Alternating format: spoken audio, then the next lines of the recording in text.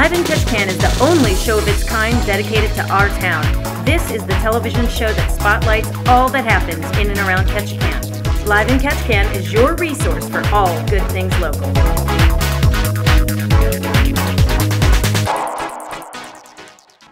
Welcome to Live in Ketchikan. This is really cool. We've actually had Oceans Alaska on our hit list, per se, for over 2 years. We finally made it out here. There's an oyster training program, apprenticeship program, and related classroom instruction, just like you're seeing today. Oceans Alaska has also hired 2 new staff. They've purchased a research skiff, and they've got the first gooey duck grown out and transplanted.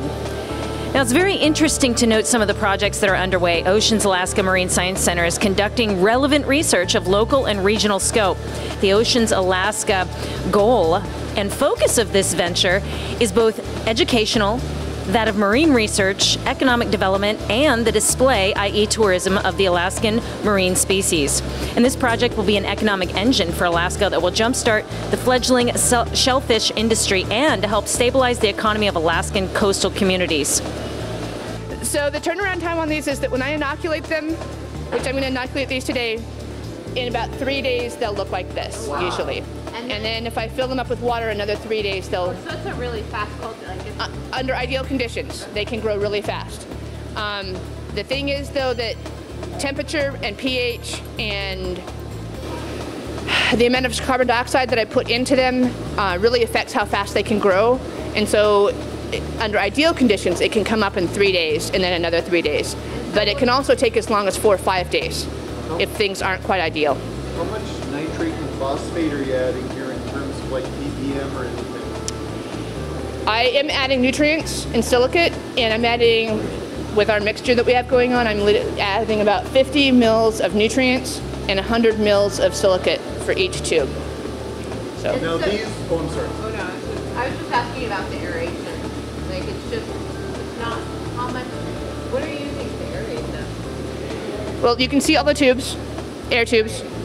And when I start those, I'll put the air tubes inside. Okay. It's mostly just air, and then we have carbon dioxide that we're adding to it in order to maintain the right pH. And given that they're plants, they need the carbon dioxide in order to grow. Okay, I didn't realize it was that. So it's okay. Yeah, we want them to bubble clear from the bottom to keep them mixing well, and so that there's not an anoxic zone at the bottom. Simple setup. Yes. Yeah. You can do it. It is simple. Yeah. You could do it in your classroom.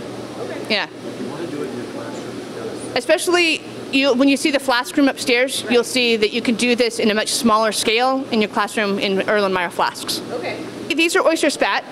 They're not microscopic anymore, though, so you can actually see them. They start out microscopic larvae, and then we let them settle out on a grain of sand, and there's only enough room on each grain of sand for one oyster, so then you end up with individual oysters, which then you can have for the half-shell market. Grows up really nice. They're no longer actually microscopic, so they're a little more interesting to look at. How long will it take for them to grow? It'll be another month before they're about that big, 5 millimeters or so, and then we will send them out to the nursery at that point. How long will they be in the nursery?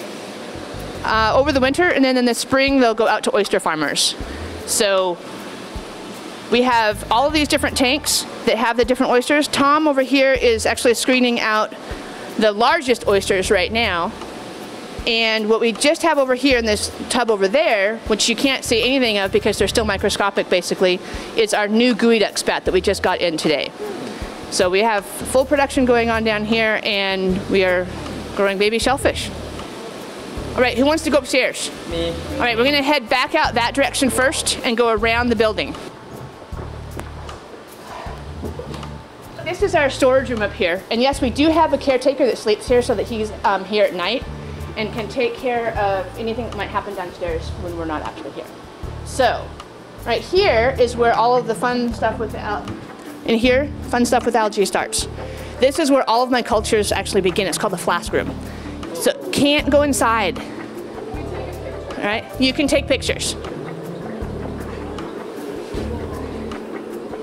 So right in here, we have all of the small flasks is where all of our samples are kept. And I will take each one of these on a 3-day rotation and split them out between a new small flask and a big flask, all right? And then they will grow for about 3 or 4 days in the big flasks, and then I will move them downstairs into the big tubes to grow out some more. And so as you can see again is that we have all the different colors in here, which are what? Different species of algae, right? Yeah. So why is there air bubbling into them? Carbon dioxide. And there's more carbon dioxide added to the air. Are algae plants? Yeah. Do plants need carbon dioxide in order to grow? Yeah. Is that why it's going to be hard to breathe? You could just breathe on them. What do plants produce when they're doing photosynthesis? Oxygen. They produce oxygen, that's right. So what do we breathe when we are breathing? What do we need? Yeah, so they're actually helping us out. Okay? Breathe out. Yeah. So this is all different forms of plankton. There are 4 different species of plankton that I'm growing here, yes. They are flagellates. And, okay, so the green ones are flagellate, and the golden brown ones and the brown ones are different diatoms. So they actually need more silicate because they're diatoms. Because they have the silica shell. They have the, right, the test. The golden brown have the silica shell and the green do not. Right, the green don't have the silica shell, but for some reason they still grow better if I put silicate in them. Not quite sure why. So I added silicate to them as well, although not as much. Yeah. And the phytoplankton, the diatoms and dinoflagellates both are the preferred food sources of oysters and geoducks. That's what they usually eat, normally in the wild, yeah. The diatoms having the silica shell doesn't protect them well at all from predators. They are a key part of the food web of the whole world. And so one of the problems with ocean acidification is that if the ocean becomes too acidic for the diatoms to do well, that's going to crash the bottom of the food chain, which won't be good. Yeah. Yeah, so the explanation is that the small flasks are where I keep all my samples, and then each day I'll come in and choose 3 or 4 of the ones that are the densest growth and split them between a new small flask and a large flask. And then they'll grow out in the large flask for another 3 or 4 days, and then I'll transfer them downstairs into the tubes to grow out some more. And then ultimately feed them to the baby oysters and baby geoducks. This is my favorite room. So when I'm doing sterile transfers, and all of this has to be sterile so that I'm maintaining pure cultures, I have to lock the door. And so nobody can bug me in here. I can just be in here doing my science. So, and it is algae, and some people don't like the smell of algae as much, so it smells like the ocean to me, which smells good.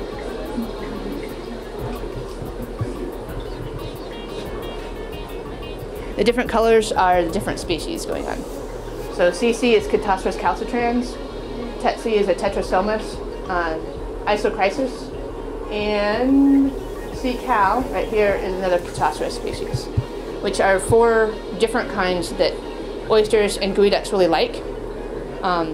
We feed them the 4 different species because each one of them has a different nutrient balance, and by feeding 4 different species, the oysters and geoducks are getting a more complete diet.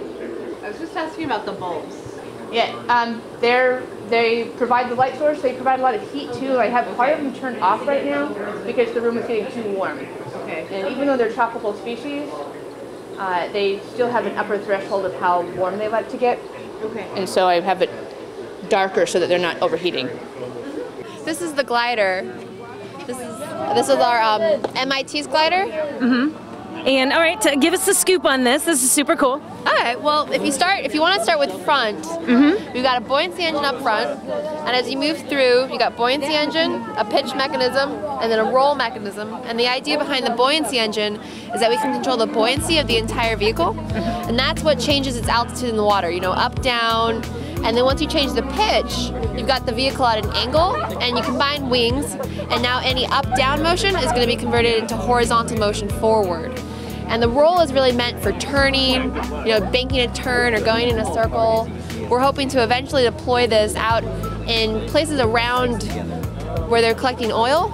And if there's a spill, if something's leaking out and they're not completely aware of it, it can pick up really trace amounts of oil. And so, do you have anything? Did I miss anything, Tommy? Well, I just walked in the middle. Oh.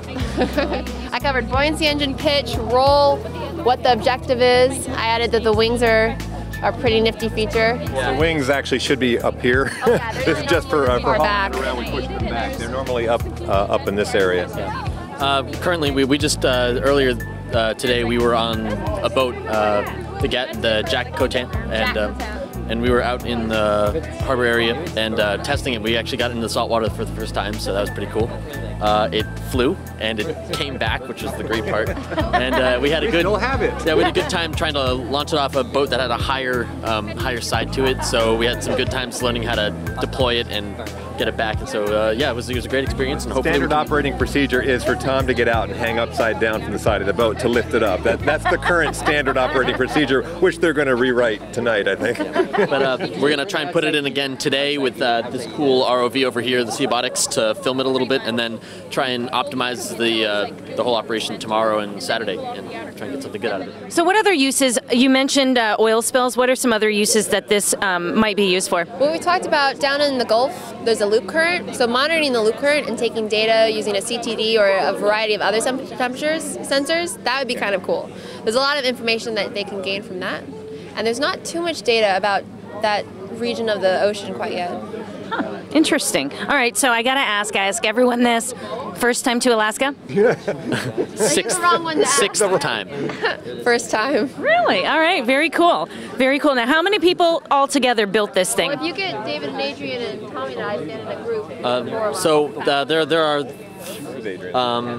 there's been a lot of people over time that have kind of filtered in working on it, but this glider has been designed and built by primarily the three of us, and Adrian came on later in the process and has been a big help to us, and so yeah, pretty much the three of us have designed and built it.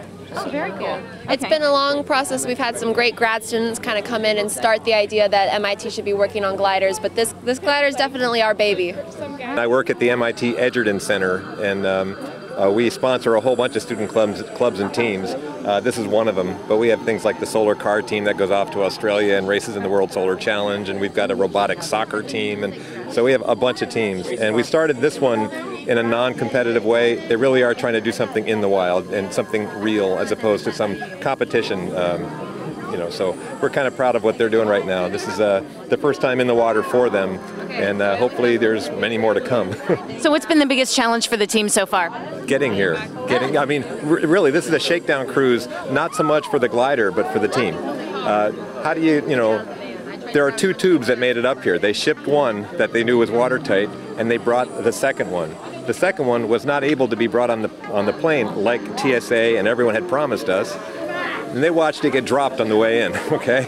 So it didn't work that well, but they had the one that was the backup that they had shipped earlier, and they had to transfer all the stuff into that.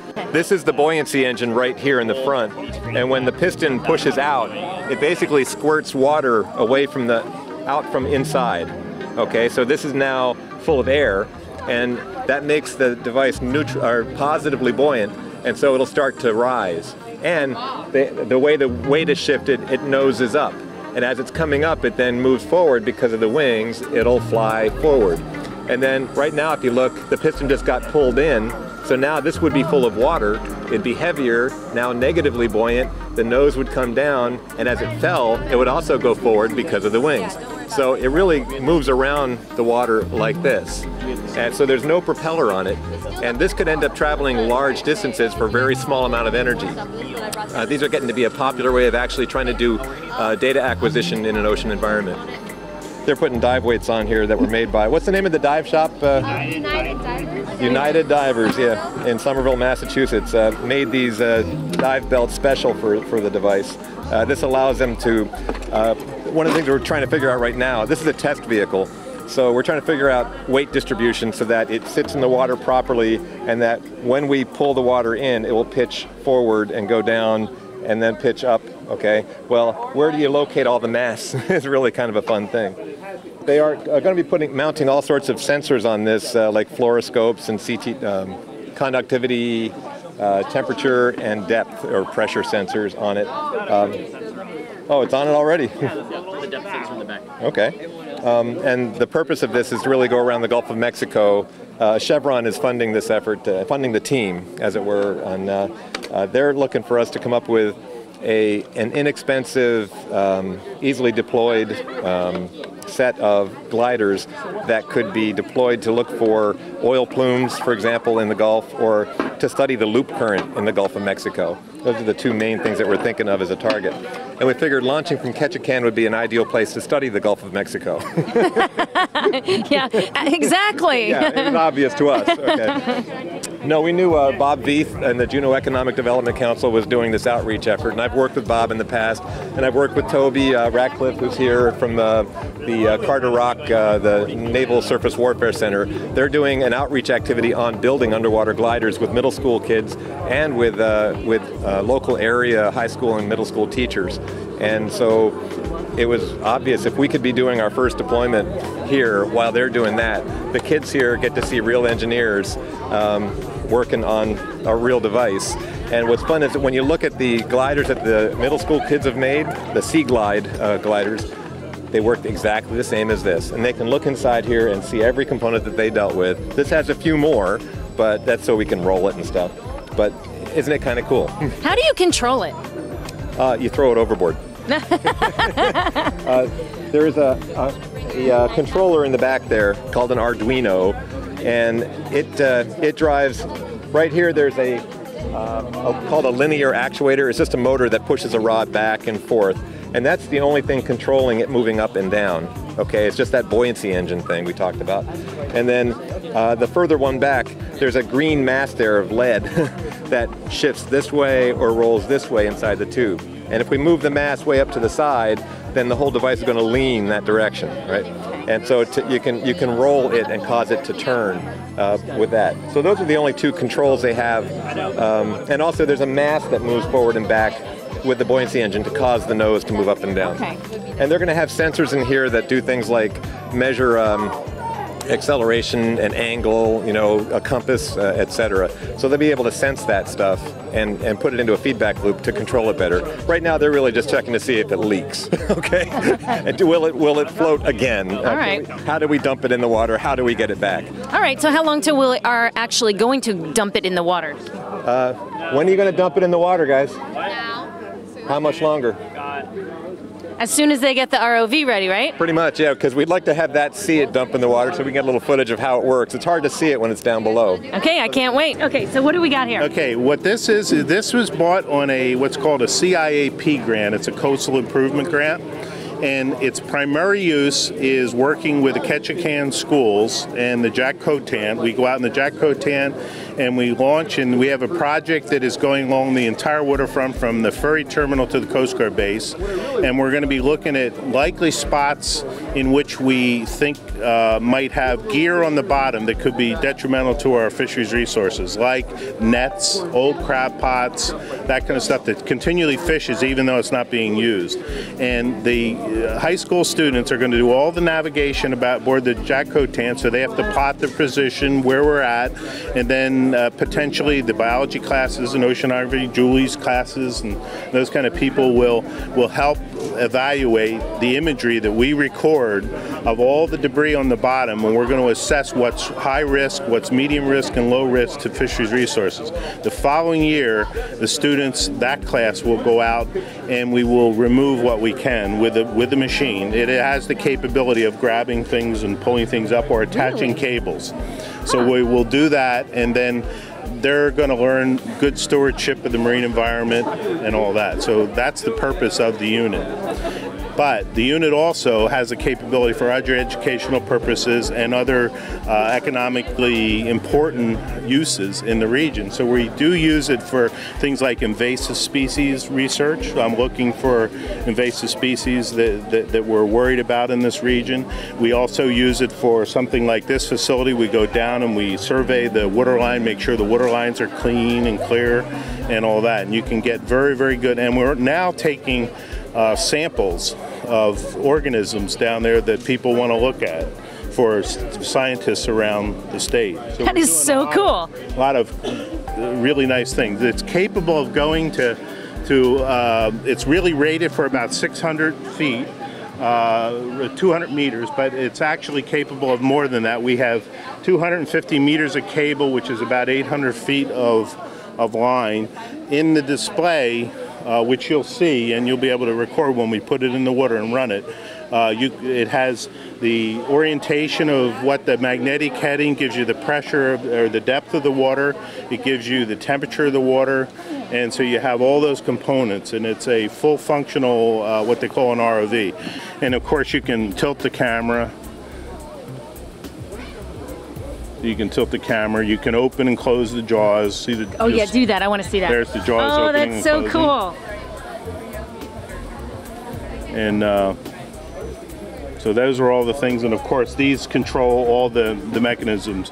They also has things like auto heading and auto depth. So if you could go down to 60 feet on a wall, for example, set auto heading, which means it'll hold the magnetic heading, and depth will hold the depth, and the little motors will cycle it, keeping it perfectly oriented. Then you can take the horizontal thruster like this and fly it down the wall at that depth automatically. So, in other words, it's been a really tedious, unfun thing for you to have to test this, right? It's terrible. It's just a horrible experience. I thought so. No, this has just been a joy to work with. I went for a week worth of training in this. I had to take this completely apart and be able to change thrusters and everything. And then they give you a water training where you take it out in murky water and you have to retrieve things as a test and all this stuff. So I went through the whole training system and how to run it. Well, let's see how it runs right now, because here they go.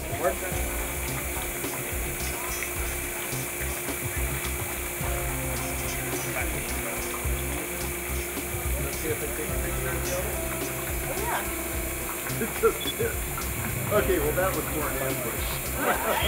Okay. Go down. I'm going to stop it. Yeah, That looks like an ambush. It was an ambush. I still believe that. No, it was okay.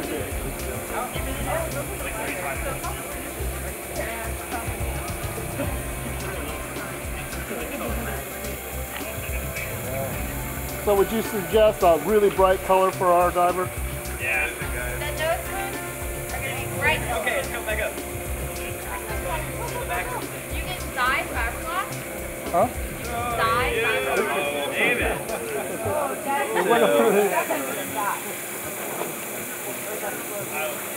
Tommy, dive in and rescue him. That is his specialty, by the way. You get it.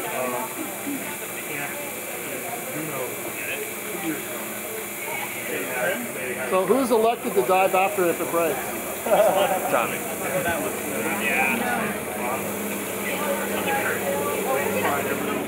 So what happened is that we didn't lock in our weights, so they all slid backwards.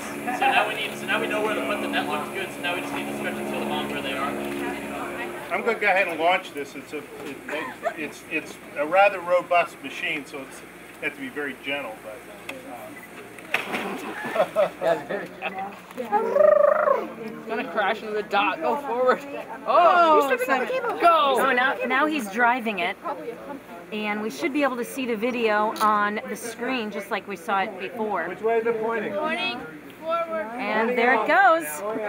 That is totally cool. Watch out. now I'll go ahead and put we'll tilt the thruster and we'll You got your lights on? No, I don't need them here. Anyway, now we're descending.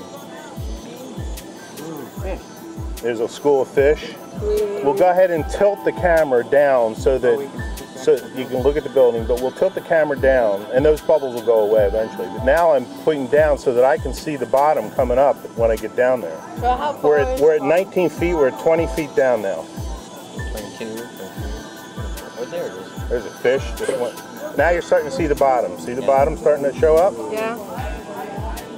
I see stone and sun. More tether. Now we're at 62 feet down. 62 feet? Yep. You said this could only go 40. No, it can go to 800. Oh. This machine can go to 800 feet. Oh. And I'm going to show you, I'm going to tilt the camera back up now. Stop. Yeah. So this is the water intake for the facility. You'll see over here. We'll go over to it and you can see the water intake for the actual facility. There you go. Oh, you I just landed it on the bottom. But I'm trying to curious of where that fish went. That was a ratfish. Rat? Ratfish, yeah. It's an elasmobranch fish. So it sort of looks like a shellfish? Are you going to grab some of those? Yeah, I'm going to grab some mussels here. Oh, look at that. That's so cool. I got to just lift off a little bit, go forward, and then now I can probably grab those mussels. If I can. We'll just see if I grab any. I don't know whether I will or not. No. Yeah. Yeah. It's a very expensive version of the arcade. Have you ever caught a fish with that? He's going, bud. There you go. Oh yeah, there you go. We got mussels. We have landed mussels. Yeah, we got mussels now. Now bring us up. So we can. Wait, did you crush those? Yeah, some of them we crushed. Can't you just grab mussels? Okay, I'm coming up, Barb. 16, Barb. David,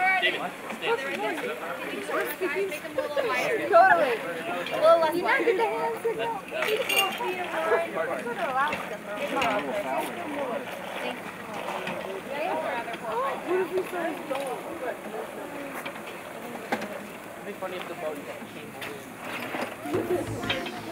Barb, I want to get those mussels that are on there because I'm going to give them the rate once a sample is down at 70 feet. Okay. I'm going to go ahead and open the jaws, Barb. Can you grab them? Okay, that's good. Thanks. Will you guys grab some? Yes. Okay, now you can close them again.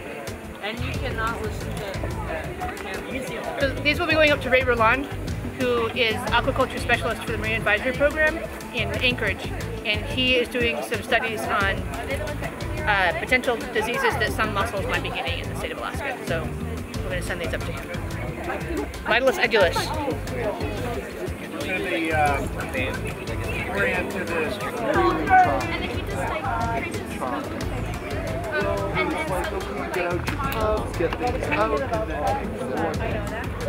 There's the buoyancy engine bubble.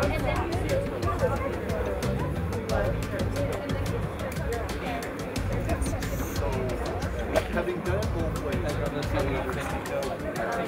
Okay, so now he's trying to dive, but there's weight, there's bubbles in the front. So it comes up, gets rid of the bubbles.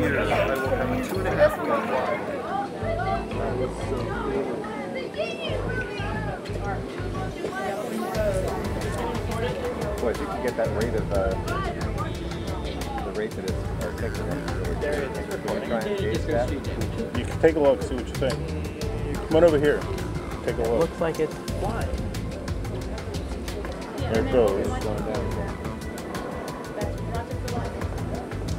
I'm going to drive it down. So This is wonderful. Are you saving the footage? yeah.